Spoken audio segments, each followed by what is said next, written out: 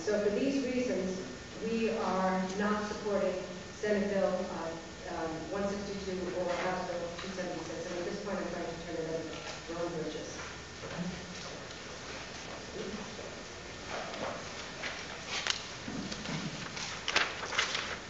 Thank you, Janine.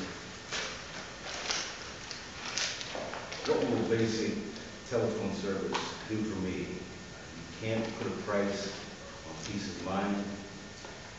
Your home phone is worth more than ever, and service plans fill any budget. For that time, you discovered you were allergic to peanuts, or when you needed back to have an emergency resolved. For that, your phone matters the most.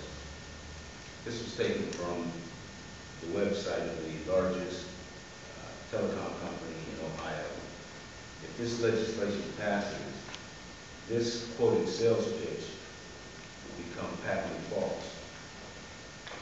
As Janine said, I'm Ron Bridges, and I'm Director of Policy and Government Affairs for AARP. AARP members believe that Ohioans deserve fair, competitive, reasonably priced, and reliable local telephone service. The minimum telephone service standards were adopted to give telecommunication providers clear objectives on which to focus their attention.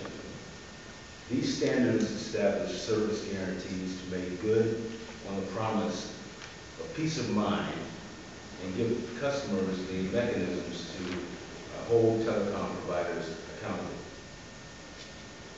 In addition, if true competition existed, minimum telephone standards would provide a standardized set of transparent compliance statistics which would let consumers fairly compare those providers that would be able to provide the reliable service needed.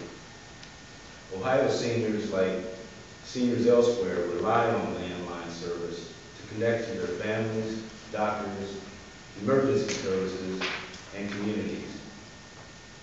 According to the Division of Health Interview Statistics within the National Center of Health Statistics, the percentage of adults aged 65 plus switching to become wireless-only households was 0.9% in 2005 and just 3.3% in 2008.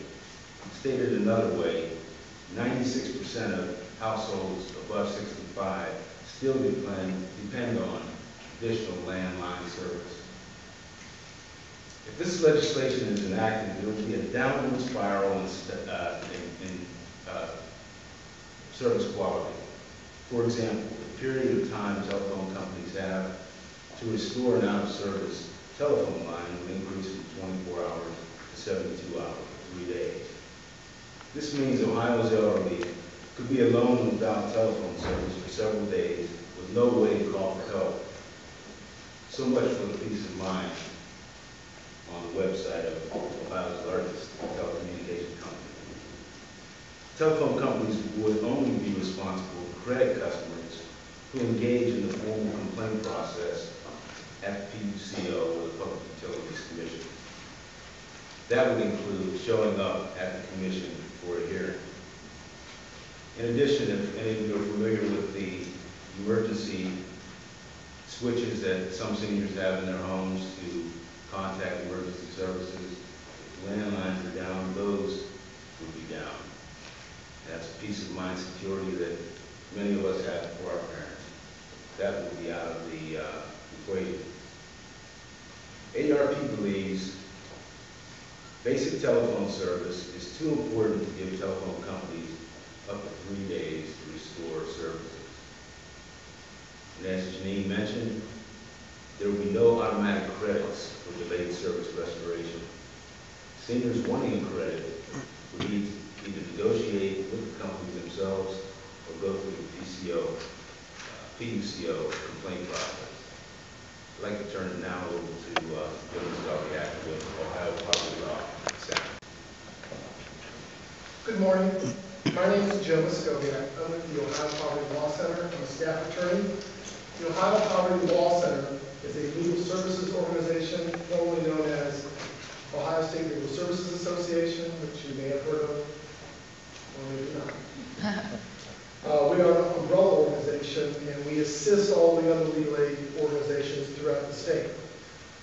We work with them on a variety of matters, including the Legal Aid Society of Greater Cincinnati, the Legal Aid Society of Cleveland, and the Advocates for Basic Legal Equality, which serves Northwest Ohio, and are members of the group here today, as mentioned earlier. Senate Bill 162 and House Bill 276 deliver reduced benefits to all Ohioans, including low-income consumers. Our clients include the working poor, those on fixed incomes, the disabled, the elderly. In other words, the most vulnerable citizens in our society. I want to talk a little bit about Lifeline, since Lifeline is specifically designed to serve our clients. Currently, hundreds of thousands of low-income Ohioans benefit from discounts on basic landline service through the Lifeline program. The current Lifeline telephone discount programs are key to keeping the services affordable. It's what helps keep them connected. The legislation strips away protections against raising telephone rates for Lifeline customers. It limits access for eligible customers to easily obtain Lifeline assistance, reduces the number of eligible households for Lifeline assistance, and guts the educational efforts needed to make consumers aware that this service is available.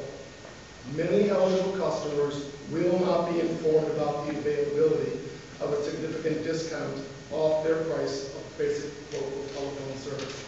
And of course, if you are not informed, you will not be getting it.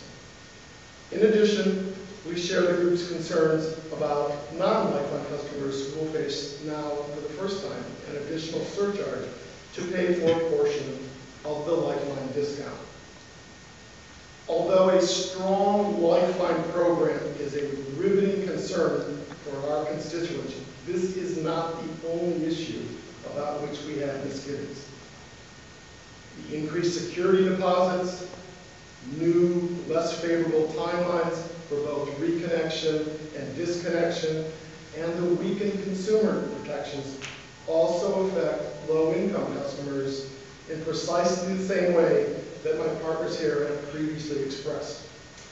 With that, I'd like to turn it back over to our Consumers Counsel.